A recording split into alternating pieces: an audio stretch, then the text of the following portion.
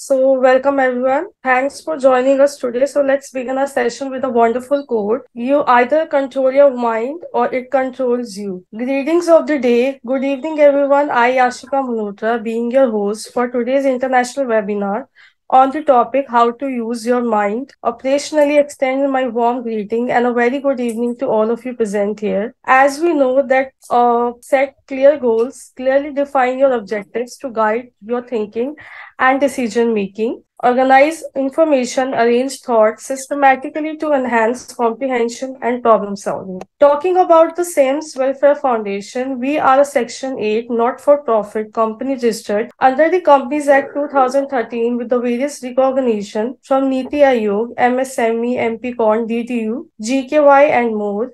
Recognized as a startup by DIPP, MCI, and awarded Best Service Award for National Contribution. SAMS Group, with an active network of 5,000 plus professionals, published books, and an international journal, organized education and health camps for underprivileged children, promoted digital and financial literacy, and contributed to society.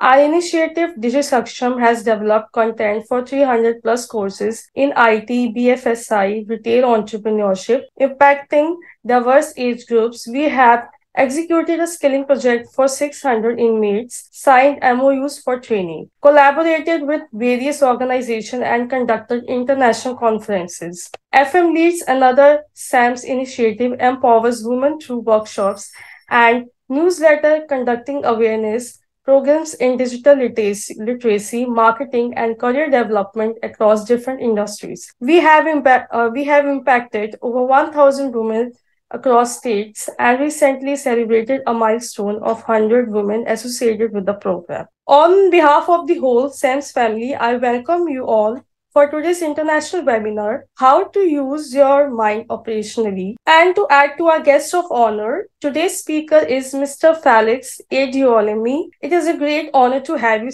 with us, sir. We are grateful for your presence here with us today. Let me introduce to the speaker. He is the principal consultant to the Tremendous Consulting and the creator of the phenomenal 1000x Results coaching program, an extraordinary coaching program for individuals and organizations who desire to move from incremental result to exponential results. He's the author of award-winning book How to Borrow God's Brain to Succeed and 15 other books on success, leadership, and motivation. Thank you for that great introduction. I'm excited to be here today. I was here last year to speak on the concept of quantum thinking. I think that should be around the November last year. And so I'm so grateful for extending the invitation once again to me to speak on how to use your mind operationally. But before we get into the discourse, first, you might want to be curious. Why do you want to listen to me on the subject of the mind? Of course, apart from my background in science and psychology, theology, I've invested the last 12 years of my life study the mechanisms of the mind, how the mind works and how the mind operates. And of course, I've also invested several hours listening to audio messages and watch countless numbers of videos on how the mind works. And so I believe that the subject of the mind is quite critical and important, and you want to be excited of the opportunity to learn about the greatest tool that you have, the greatest power that you possess as an individual. And so I want you to fasten your seatbelt as we explore, as we get to know ourselves more and discuss on the subject of the mind. And of course, my focus in this presentation, I'm going to focus on the mechanisms of the mind. We'll also be looking at the concept of de-operationalized mind. We'll also be looking at the concept of the operationalized mind, and then we'll be looking at how to operationalize your mind, how to operationalize your mind. So it's going to be quite interesting. I want you to pay close attention And of course, if you have any question, I'll be willing to answer your question. So let's get into it. Let's start with a quotation by the United Negro College Fund. It says that a mind is a terrible thing to waste, but are wonderful things to invest in. From here, we can know that there are two things you could do with your mind. There are two things you could do with your mind. Number one, you could either waste your mind or invest in your mind. You could either waste your mind or invest in it. So what we are doing today, is basically investing in your mind. Of course, I was listening to Warren Buffett recently, when he said that the greatest investment he has ever made was not in stock, because quite a number of people felt that Warren Buffett's greatest investment was in stock. But he said that the greatest investment he has ever made was the investment in himself. That was why he reads about 5 books in a week. So what we are doing basically this time is to invest in our mind. And of course, please let me know if you can hear me. If you can't hear me, please let me know in the chat box. Okay. And of course, I want our interactions. Though you are muted, you can let me see your emojis, emoticons. You can say yes. So if what I'm saying resonates with you, let me know that we are together. Okay. So, of course, I also know Edward de Bono, why write a number of his books, Sound Mind, and before he passed away, we had the interactions together. But Edward de Bono said, you have a beautiful mind. And I think he has a book with that title, How to Create a Beautiful Mind. And of course, as every one of us here today, one thing you must take for granted is that you have a beautiful mind. You have a beautiful mind, and you must learn to use your beautiful mind. You must learn to use your beautiful mind to create your success, to create any reality that you want to create in life. So let's get to the first part of this discourse. Let's look at the mechanisms of the mind. Of course, nobody has ever seen the mind. The closest things that people have seen is the brain. And of course, I will be explaining the interconnectivity between the mind and, of course, the background. Let's look at the mind as the software and the brain as the hardware. Of course, if you are familiar with your computer comes with the hardware where you can store your files, store your softwares and all of that. But of course, you need to install the software. So the mind is the software part of your body that nobody can see it, but of course we can see the effects of whatever is going on in your mind. Everybody can see the effect of what is going on in your mind, though they might not be able to see your mind. And now let's look at the components of your mind. The mind it's not that we have two minds. We actually have one mind divided into two components or two departments. These two components has been accepted to be your conscious mind and your subconscious mind. The best way to describe it is to look at the iceberg. The tip of the iceberg is the conscious mind, and the deeper part of the iceberg is the subconscious mind. And pay attention, because to me, once you master and understand your conscious and your subconscious mind, then you hold the key that can unlock the door to your success, that can unlock the door to your greatness in life. So, and this is quite very interesting. And mastering this will place you into 5% of people who understand life and who actually master the act of living. Now, let's look at the conscious mind. The conscious mind and the subconscious mind have different functions, and they play different roles in our lives. Basically, the conscious mind is okay. Can we have? Can the co-host assist me in admitting people coming in. Okay, so that I don't have to be doing that myself. Okay, thank you so much. Now, we have the conscious mind as the logical or rational or the thinking mind. If you look at the left side of my presentation, you could see the conscious mind to be the logical, the analytical, the rational, the thinking mind. And of course, within the conscious mind, you have the sensory. Within the conscious mind, you have the sensory and the what and the intellectual faculties. So the sensory and your intellectual faculty reside in your conscious mind, and they play different. They also play different roles, and I will get to them in a jiffy. Now let's look at the subconscious mind also. The subconscious mind can be said to be your emotional mind, your intuitive mind, or your compulsive mind. Is the doing part of your mind. Some people call it the sixth sense. And so let's look at, the conscious mind and the subconscious mind and how they interact before we move into their connection to the brain, and of course, how they influence your result in life.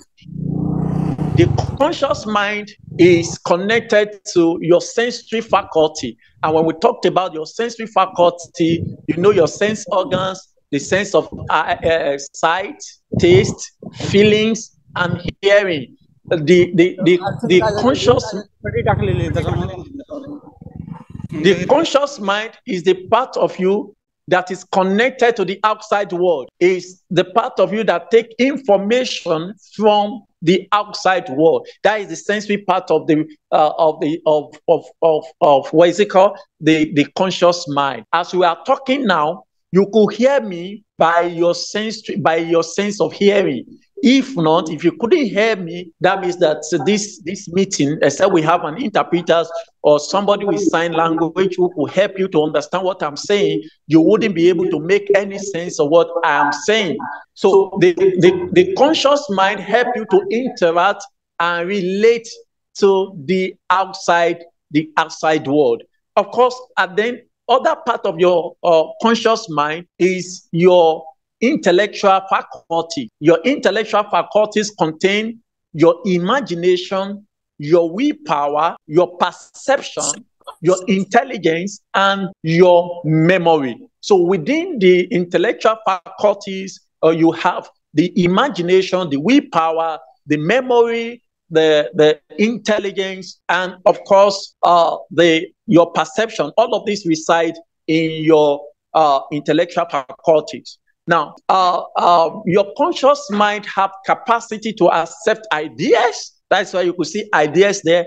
Just conscious mind have the capacity to accept ideas or reject ideas. Of course, your subconscious mind, if you look at below the diagram, your subconscious mind can only accept, approve, or validate idea. It has no capacity to reject any idea. Of course, I believe we are following. This is very interesting and very powerful, because I found that a lot of time, people learn about biology or learn about physics, learn about jewelries, they learn about cars, but quite a number of people don't take time to learn about themselves, about their mind, and the power they carry within themselves. Now, when you were young, between the age of 1 to 5 or between the age of 1 to 7, your conscious mind is not operating, is practically de-operationalized. Between the age of 1 to 7, you receive stimuli. Stimuli from the environment comes directly into your subconscious mind. That is why whatever you tell a child between the age of 1 to 7, that is likely to be what the child is going to become in his later years. Of course, if children raised from India, for instance, behave in a certain way, because that was the culture they find themselves. Children raised in Nigeria, for instance, where I currently live, they also behave in certain way because these were the things they were exposed to while they were young. So at a very young age, the conscious mind cannot reject ideas. Whatever ideas that comes from the environment goes directly into the subconscious mind. Whatever ideas from parents, from teachers, from authority figure, every single idea from outside just goes directly. And of course, by the age of 7, the subconscious mind has already formed the opinion about the world, However, the opinion could be very wrong. And this is why more than 95% of people living in this world today operate from entirely wrong premise. Because if your premise is wrong, your conclusions will be wrong. Today, many people also have wrong conclusions about their ability. They have wrong conclusion about their power. They have wrong conclusion about themselves because of the information they received while they were young. Let's narrow it down. Imagine you were raised in a family where every day you wake up, somebody is telling you, you are good for nothing. You are an average person. You are dumb arch. You are nobody. You are stupid. And you keep hearing this again and again and again by repetition, again and again and again for the first 5 to 6 to 7 years of your life. Your subconscious mind will accept the fact that you are stupid. And today, quite unfortunately, you will see a grown-up adult thinking that he's stupid. As a writer, I've seen people writing me from all over the world and telling me that, I feel empty. I don't feel I'm capable. I don't feel enough. I don't feel I'm enough. I don't feel like I could do this. And I looked at them and said, why? Why are you feeling like that? There is no justification for that feeling. However, the idea these people have accepted while they were young, where they could not consciously accept or reject ideas, and those ideas have sink into their subconscious mind, now influence their conclusion about themselves. I hope you are following. Now, if you are following, please in the chat box, I want you to type so that I know you are following me. Okay. And so the subconscious mind has great power, amazing power. Your subconscious mind regulates your digestion, it controls your heartbeat, and most of your involuntary actions are actually powered and controlled by your subconscious mind. Now, this is where it's interesting. Any idea accepted by the conscious mind, any idea accepted by the conscious mind, and then form an impression on the subconscious mind, now begins to dictate. If you look at the arrow leading to arrow, dictate your logic, dictate your actions, and dictate your behavior. So your action is not actually being controlled by your conscious awareness. Your actions and behavior and logic is being controlled by your subconscious ideas. That is why today some people know that certain things are wrong, but they cannot stop doing it. You've seen a medical doctor who is smoking. Of course, he has spent 7 years in medical school, and he has learned about the danger of smoking, but he could not help it because the idea in his subconscious mind override every other knowledge he has in his conscious mind. So this is why it's very important for a change to happen, for a man to transform his life or transform his result, or to have greater productivity in life. He needs to change the idea in his subconscious mind. He needs to change the idea in his subconscious mind. And we are going to get into that and how to rewire your subconscious mind, and of course rewire your brain and then create new reality. Now, if you see the arrow, this arrow here is your result in life. You see, if your result is great in life, it means that the idea in your subconscious mind, they are powerful ideas. that great ideas. If your result is mediocre result, you need to find out what is the idea in my subconscious mind. If your result is powerful, it's below average, then you have a below average idea in your subconscious mind. If your result is average, you have an average idea in your subconscious mind. If your result is subpar, that means you have a subpar idea in your subconscious mind. If you have extraordinary result, that means in your subconscious mind you have extraordinary idea. This actually take the power away from your environment, take the power away from the economy, take the power away from anybody, and then give the power to you. Because if your result is not something you are proud of, you've got the power to change that result. Okay, now I'm going to tie all of this together. This seems to be a very deep subject that will actually take us hours to fully do justifications to this concept. However, within the space of the time I have, I will try as much as I can to give us a general panorama, a general perspective on this concept.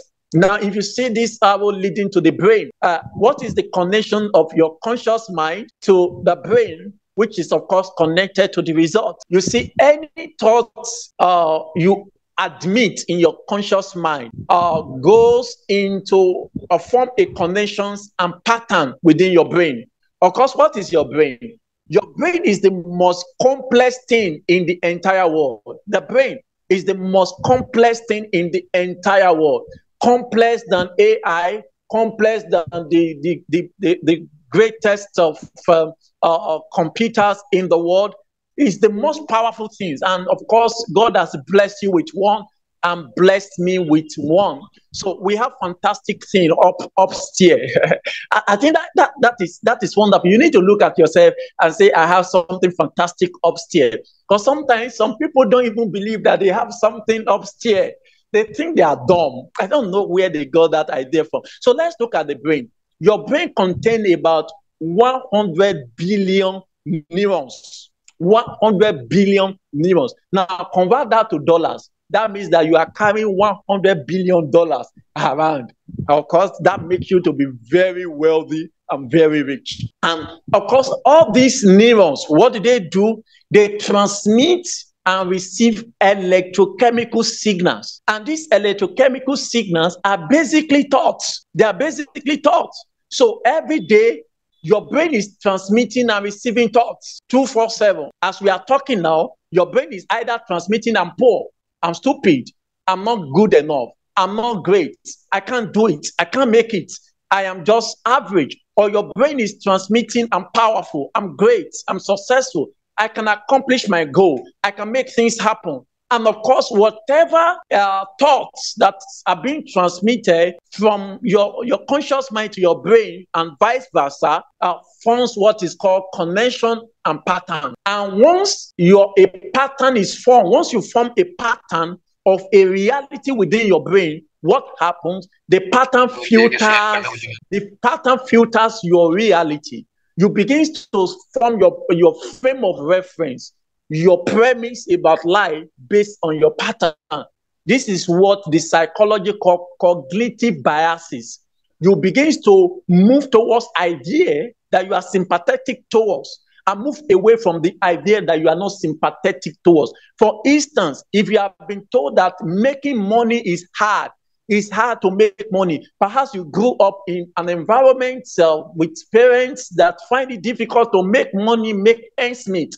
And you have been hearing it continuously and consistently that it's hard to make money. It's hard to make money. What happened? And you grew up in an environment where people struggle to make money. Your brain formed a pattern. It is called a neural pathway. So you form a neural pathway within your brain that shows that making money is hard. Making money is hard. What happened? Once a pattern is formed, your outside realities you begins to move towards information that suggests that making money is hard. You begin to attract friends This is the basis, the scientific basis of the law of attraction. You begin to attract friends that also have the reality that making money is hard, right? Because in your brain, the pattern in your brain is that it's hard to make money. And of course, the wonderful thing is that the brain is constantly changing. You are constantly forming new connections and establishing new patterns every single day. The science of neurogenesis and, of course, neuroplasticity has told us that our brain is not cast on stone, that our brain we can actually reorganize our brain and restructure our brain. And of course, every pattern you form within your brain will dictate your logic, will dictate your action, and will dictate your behavior. This is why Professor Perkins from the University of Harvard, I think is a psychology, who said that 95% of the error of thinking is not the error of logic. Rather, it is the error of perception. Once you have wrong perception about yourself, or have wrong perception about other people, or have wrong perception about your ability, then your logic becomes irrelevant. In fact, your logic will spring from that perception. For instance, if you have a perception of your unlimited ability, it dictates your logic. You begin to see yourself that you can conquer any mountain, you can make anything happen, you can bring anything to pass. However, if your perceptions of yourself is that you are average, you will move towards average relationship, you will move towards average job. Everything around your life will reflect your perception. So, how all of this can change, I said earlier that while we were young, our conscious mind is not operating. Why? Because we lack the capacity to reject ideas. For instance, when you were young, and somebody tells you, making money is hard. Making money is hard. Because you were young, you lack the capacity to say, no, making money is not hard. Making money is not hard. But because you were young, you just accept that idea. And then you pass that idea in your subconscious mind, because you hear it often and often, it forms an impression in your subconscious mind. And of course, somebody was thinking, okay, what is the subconscious mind? Basically, your subconscious mind is the part of your mind that is working that you are not aware of, or your unconscious mind, your subconscious or your unconscious mind. It simply means that you are not aware of what is going on there, but that does not mean it's not influencing your results. And that is why it's important to ensure that whatever is going on in your subconscious mind is in alignment with the results you want in life. It's in alignment with the goals, with the achievements you want to get in life. This to me is quite very important, and I believe that everybody should take time to invest in this kind of knowledge to actually understand how their mind works and how to create new realities. Now that you are old, when you were young, your conscious might have the capacity to accept any ideas or reject any idea. But you were young. So, hello? Hope everybody can hear me. Okay, great. So when you were young, you have the capacity, the conscious might have the capacity to either accept or reject any idea. But because you were young, your subconscious or your conscious might simply accept information from the environment, from the teachers, from the parents. And all of these people don't know more than what they are telling you. So they said money is hard because of that is the reality. That is the level of their awareness. Do you know, it took me more than 30 years of my life, or even more, to realize that money is the easiest thing to make in life. Everything I've been told, every information I've heard has been money is hard. You need to struggle. You need to hustle. You need to do this. You need to do that.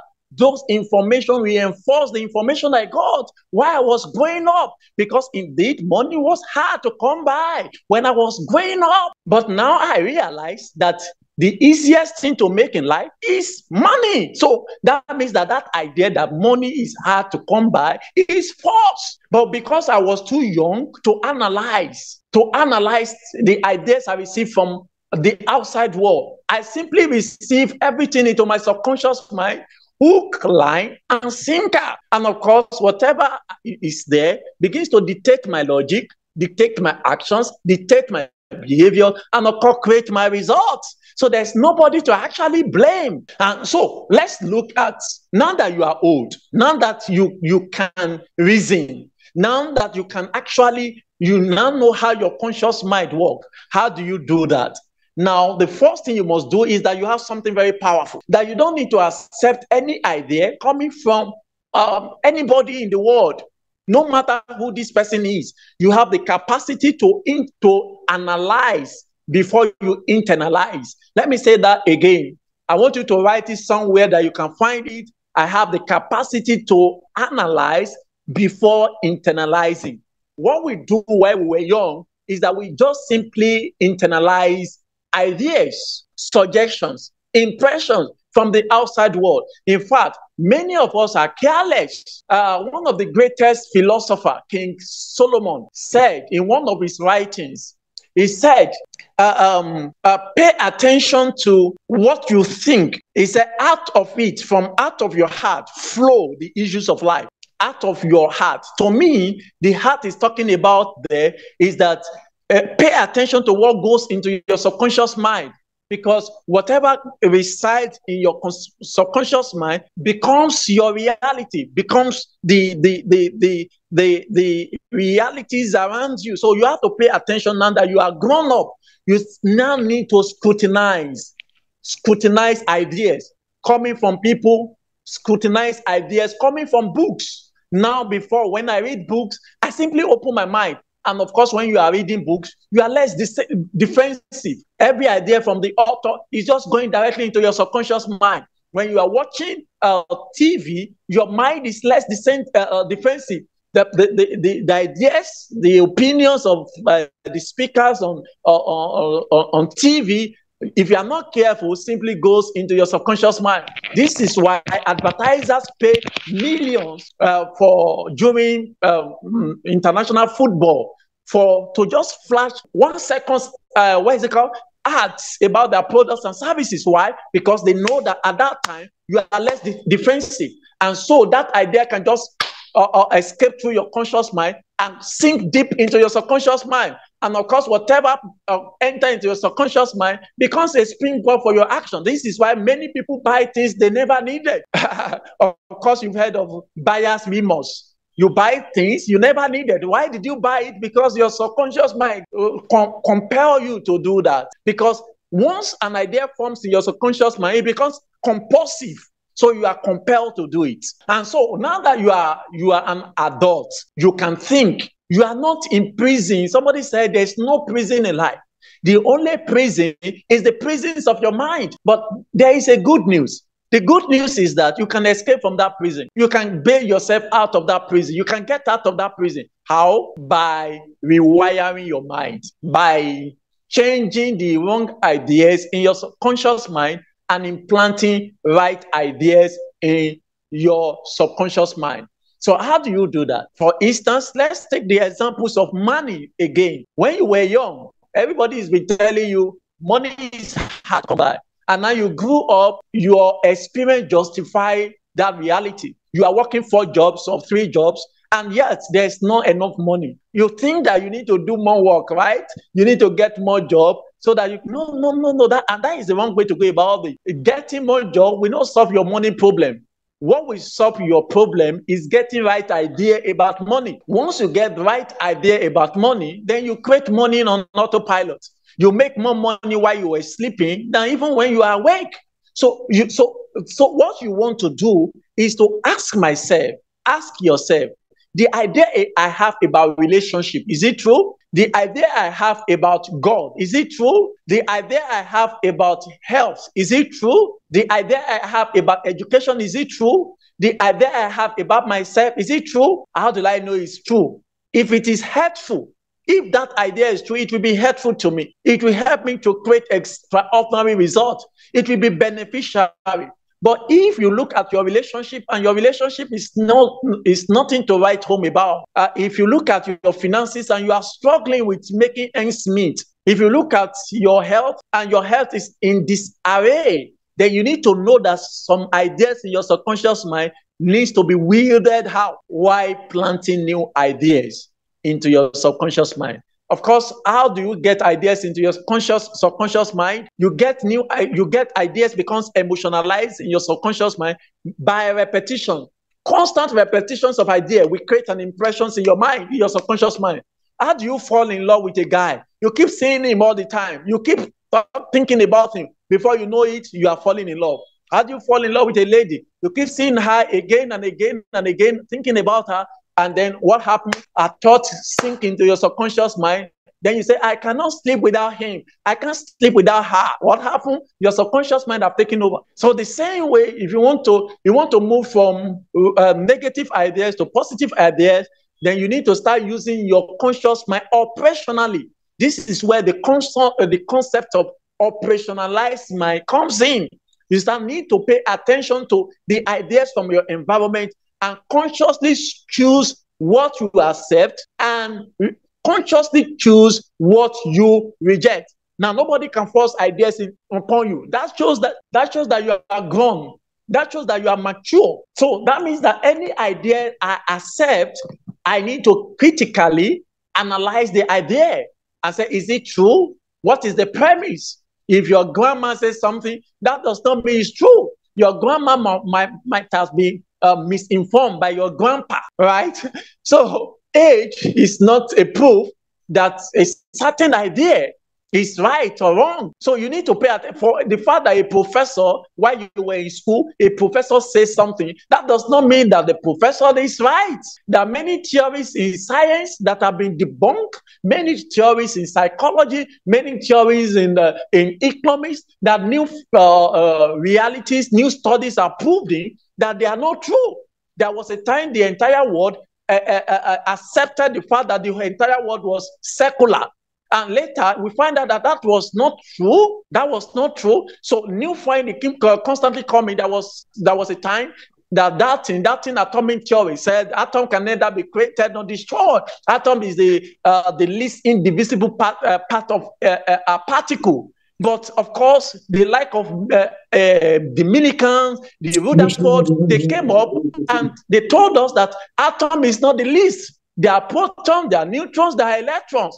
And now, if you study quantum physics, you even know that within protons, within neutrons and electrons, there are subatomic particles. So, for the fact that a professor has said something, that does not mean that it's true. That is why you must analyze, critically analyze before you internalize.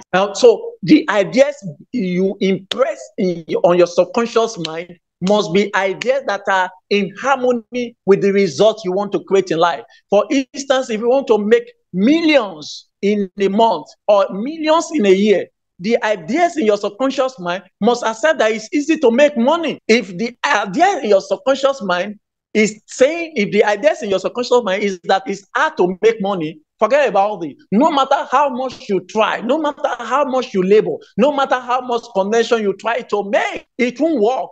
Because your subconscious mind dictates your logic. It dictates your actions and dictates your behaviors. Of course, these are the things that create your results in life. Okay, I believe I've done a little justification to the concept of conscious mind and subconscious mind. More studies on this might go beyond the scope of this webinar. But let's go on. I will tie everything together as we look at the concept of operationalized mind and de-operationalized mind. Now, let's look at this. You cannot outperform the image of yourself that is stored in the subconscious mind. You cannot outperform the image of yourself that is stored in the subconscious mind. Don't forget about it. There's nothing you can do. If you want to change your life, you must change the image in your subconscious mind. Now, if the image in your subconscious mind is that you are an average guy, forget about it. Your result will be average. You will act average. Your relationship will be average. The way you carry yourself, you will carry yourself like an average person. However, if you can have an image of a superstar, an image of a super mega star in your subconscious mind, what happened is going to reflect in your logic, it's going to reflect in your behaviors, in your actions, in the way you carry yourself, and this will change your results in life. So that is why it is very important to learn how your mind works and how to deliberately program your mind for great results in life. Of course, let's look at, many people have what I call de-operationalized mind. And of course, this concept of de-operationalized mind originated by my humble self. I created the concept. So if you are talking about the operationalized mind, please be kind enough to make reference to me. Okay, now a de-operationalized mind is a mind that is being controlled by outside forces. De-operationalized mind is the mind being influenced by outside realities, by outside forces, by the economy, by what people say, by what friends say, by what family history. It's de-operationalized. It's not active. It's not in charge. It's not in control.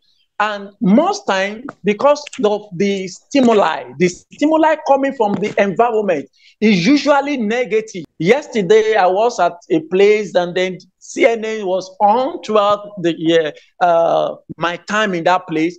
And everything I heard from CNN was about burial, about the fire that engulfed somewhere in New York, is about gunshot, is about war. Every single thing for more than 5 hours that I was in that place, everything coming from CNN. This is a global brand, and I know that quite a number of people watch CNN. It was negative. So I need to consciously, because there's no way I could leave the place, I need to consciously block my mind from that stimuli, because I know that stimuli will not help me. I don't want to start imagining myself being in that kind of situation, or being in that kind of condition, or being in that kind of cycle, because it's basically negative. So the operationalized mind tends to be negative, is problem focused. If the operationalized mind will look for problem in an idea instead of the solution in it. If you test some, or is the operationalized mind will not see possibilities. The operationalized mind will see more of negative than more of positive. Then another thing you need to know about the operationalized mind is that it's trapped in limitations and obstacles.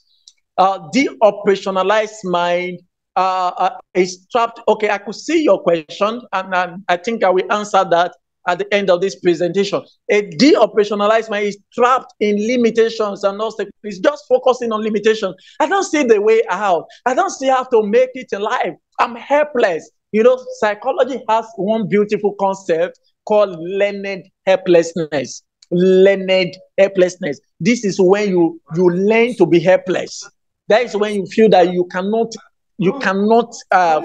exert authority and influence over your circumstances. You feel that you are trapped by circumstances. You feel that you don't have power to control your circumstances. So basically, the operationalized mind is trapped in negativity, is trapped in limitations, and then in obstacles. Of course, you have heard of the concept of inferiority complex. The operationalized mind breed inferiority complex, because it feels it's inferior to people, it's inferior to things, to circumstances. That, if he has to come up with 20 million, the operationalized mind will feel there's no way I could come up with 20 million. It's too big, so I am inferior to 20 million. Or a certain challenge, perhaps he needs to go for PhD and improve himself. The operationalized might feel inferior to that kind of project. How will I do it? I don't have time, I don't have money, I don't have energy. All of these things is the work of a de-operationalized mind. So let's look at operationalized mind. Now, the opposite of the operationalized mind is simply empowered mind. And empowered mind is simply the mind that is solution-oriented, focused on growth and possibilities. And of course, how do you have empowered or operationalized mind? You develop operationalized mind by changing the ideas in your subconscious mind, and by impressing new ideas in your subconscious mind, and by accepting new ideas in your conscious mind, and then impress that new idea into your subconscious mind by different methods of doing that. And I think I will come to that while I'm answering questions so that I don't repeat myself. So by doing that, you focus on growth, you focus on possibilities. An operationalized mind is always thinking there's always a way. Perhaps I've not found it. Perhaps I've not found it. Perhaps I've not seen it. But there's always a way. There's always possibility. There's always alternative. I might not have discovered it, but if I look enough, if I search enough, if I ask enough, I'm going to find the answer. I'm going to find the answer. My soul is constantly seeking, is constantly searching, is constantly knocking, because the mind is liberated. The mind is not trapped by circumstances, and it's not trapped in negativity. It's not trapped in obstacles. The mind believes that I can fly, I can achieve anything, I can become anything. And when you are using your mind this way, you are operationalizing your mind. You are operationalizing your mind. Of course, let's go back to the greatest, one of the greatest philosophers who ever lived, and I'm quoting for him directly. Okay, I'm going to answer this question later. Please help me compile all the questions together. After my presentation, we could go back to all of them. Okay, King Solomon, which is reputed to be one of the wisest kings in history, said, as a man thinketh in his heart, so he is. This line is very pregnant, is very loaded with meaning. As a man thinketh in his heart, so he is. It didn't say, as a man thinketh in his heart, so he will be. He didn't say, as a man thinketh in his heart, so it could be. He said, so he is. Now, let's look at the concept of the heart. Which heart is he talking about? He's simply talking about the subconscious mind. He's saying that any ideas in your subconscious mind, so you are. I read one of Norman Vincent Peale in one of his books, and he said that you are not what you think you are what you think. You are not what you think you are what you think. In other words, whatever ideas accepted in your subconscious mind, that is who you are. If you say you are great, you are great. If you say, okay, I think Henry Ford was reputed to have said that if you think you are great, if you think you can, you can. If you think you can't, you can't. Either way, you are right. So if you think you are smart, you are. If you think you are not smart, you are. So you are right. If those ideas are the ideas accepted in your subconscious mind, then your life will reflect that. Okay.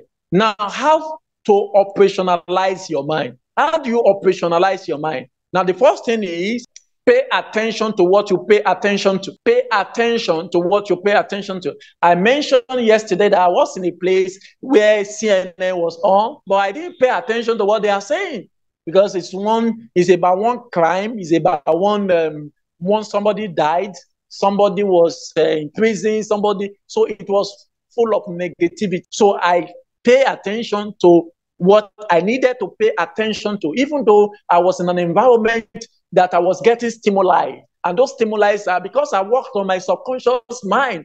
My conscious mind can simply reject ideas now. If you say something now that is not in alignment with my subconscious programming, my conscious mind simply reject it and say, no, I don't believe that. I don't entertain that. I don't subscribe to that. That is not true about me. So you need to start paying, in order to start operationalizing your mind, the first thing is you need to pay attention to what you pay attention to. If you have been paying attention to poverty, then you stop paying attention to poverty. Start paying attention to abundance. If you have been paying attention to sickness, start paying attention to health. But if you have been paying attention to crime, start paying attention to peace. I think it was Mother Teresa who said, if you invite me to war protest, but if you invite me to peace campaign, I will come. That to me is someone whose mind has been well operationalized. Is someone whose mind has been well developed to say, no, I don't just pay attention to anything.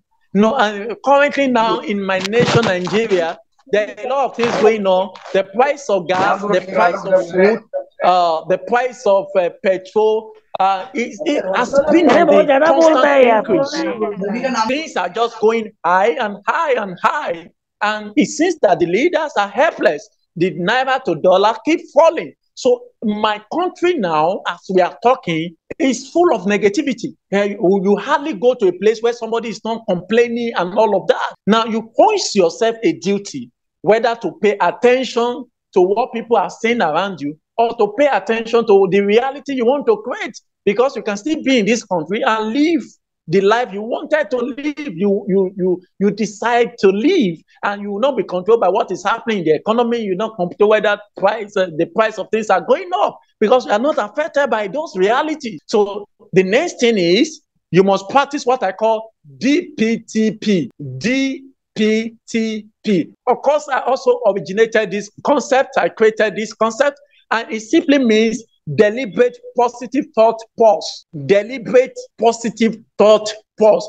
That during the day, most times we are just too, because of the hustling and bustlings of life, because of so many demands around us, we just allow our mind to just think on its own. And before we know it, there are no deposits. So what you want to do with deliberate positive thought pause is to create like 5 minutes within an hour, or 5 minutes in 2-3 hours, where you deliberately stop, pause, and think something positive.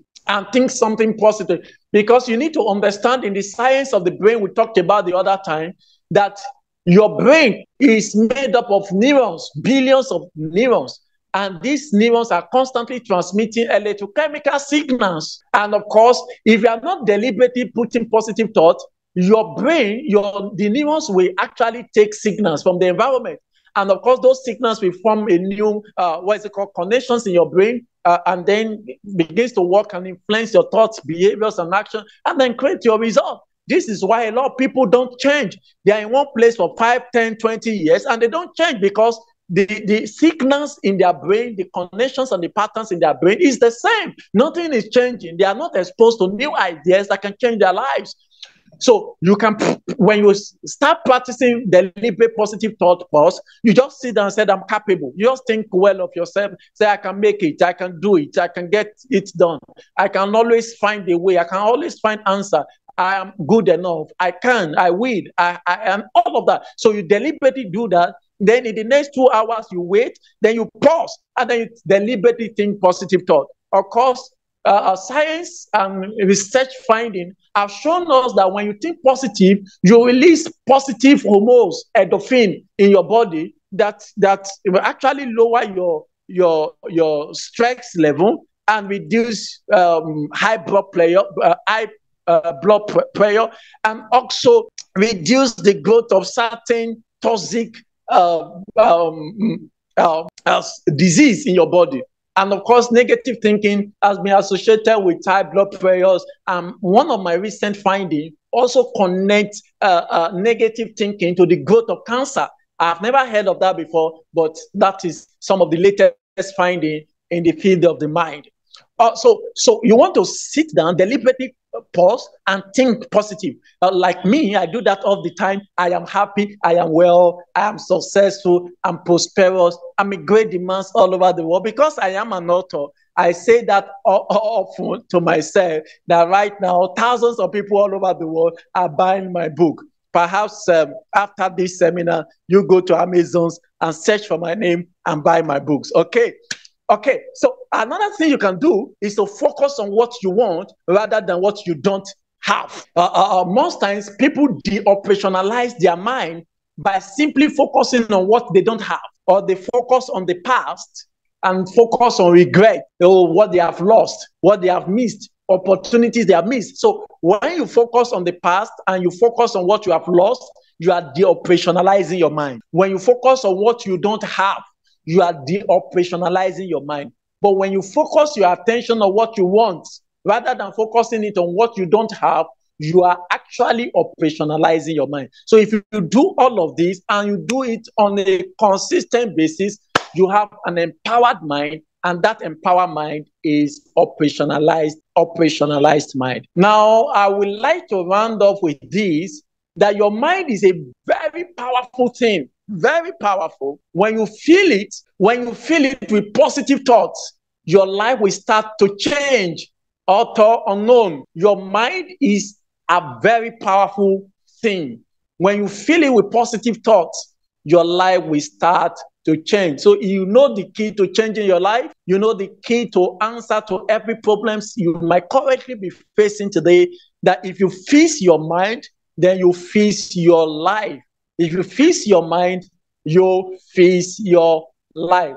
I want to say thank you for listening. And of course, you can always connect with me. My website is there, felixdlemy.com.ng, and my email is also there, think@felix.com.ng. So thank you for listening, and of course we cannot have time to answer some of the questions in the chat box. Thank you so much, and thank you to Sam.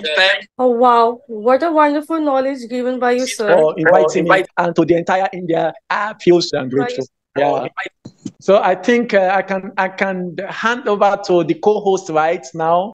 Wow, what a wonderful knowledge given by you, sir. I hope our audience learns many new things from this session. I would like to highlight critical thinking, continuous learning, effective communication, problem solving, time management. Sir, there are a few questions the audience wants to answer.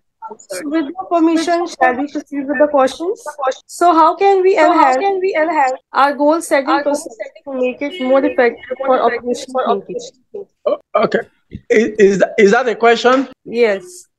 Okay, please can you repeat that question? I didn't get that clearly. How can we enhance our goal setting process to make it more effective for operational thinking? How can we enhance positive thinking? Our goal setting process to make it more effective for operational thinking. Okay. You talked about goal setting, time management, right? Yeah. Okay, great. Of course, like we said the other time, when people waste time, it's not because they don't want. It's not because they want to waste time. When people waste time, they waste time because of the ideas in their subconscious mind. The ideas in they have weak habits in their subconscious mind. Perhaps while they were growing up, they never was exposed to wealth time manage environment. You see people who just waste time than people while they waste time. I remember when I was young, I saw an elderly friend of mine who said he wanted to take a stroll, and then I just joined him. And later he told me, "Don't you have anything to do?" I said, "Nothing." He said, "Because I just want to waste time. I just want to while away time." And of course, can you imagine? How will I just follow somebody who just want to waste time? But that was the environment. The environment I grew up in.